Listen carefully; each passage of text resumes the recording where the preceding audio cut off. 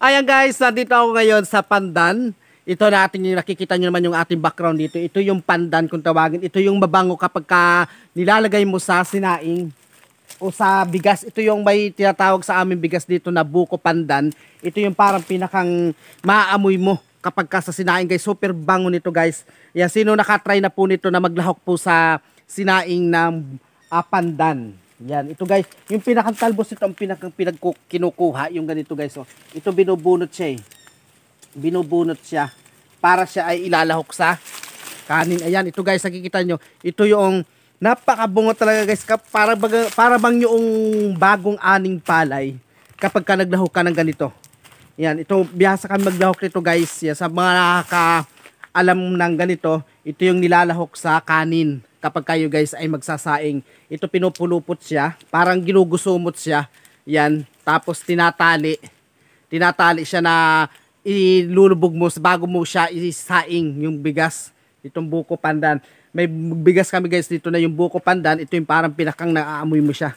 Pero kapag ka ito press na press talaga guys, kapag ka itong ilalagay mo mismo doon sa iyong pagsasaingan o sa iyong kanin na isasaing.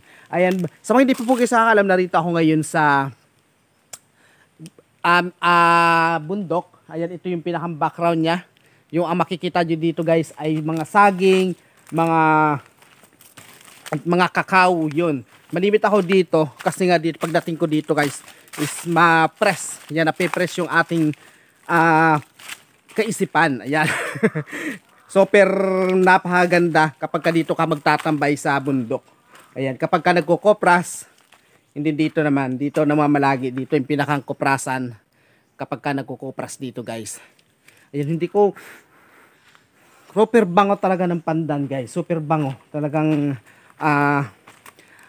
nakakatakaw kumain kapag ka may ganitong lahok. Ayan, nandito tayo, napakaraming bunga guys ng kakao dito. Ayan, ito yung pinakang kakao. Ayan, ibang kulay ng mga kakao dito guys. Oh. Ano ay kulay violet. Ayan oh. Ito yung pinakang violet ng bunga ng kakao. Ayan oh.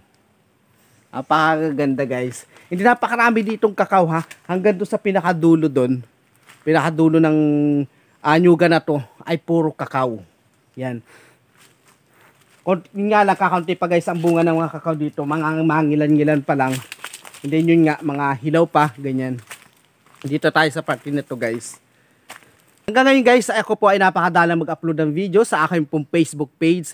Kasi nga po ako po hanggang ngayon ay restricted pa rin. Kaya medyo dahan-dahan po muna tayo ng pag-upload sa aking Facebook page. Kasi nga parang ako'y nawawalan pa po guys ng gana po ng pag-upload ng video. Ayun, maraming salamat po sa inyong lahat. Sana po ay okay lang po kayo.